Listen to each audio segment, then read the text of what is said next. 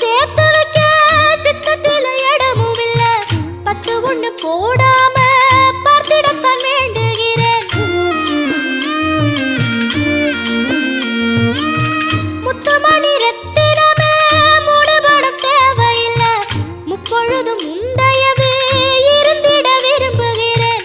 ஆழக்கடல் நீ கிடந்து அரசாள வந்தவனே, அதுபோல என் மனசில் குடியேற வாருமையா. சம்ஹார நேரத்தில சமுத்திரம் பின்வாங்கும் சந்தோஷ திருநாளில் நல்லருளை தாருமையா. முருகன் என்று முழங்குது என் மனசு, கடலை போல உன் கருணை பெருசு.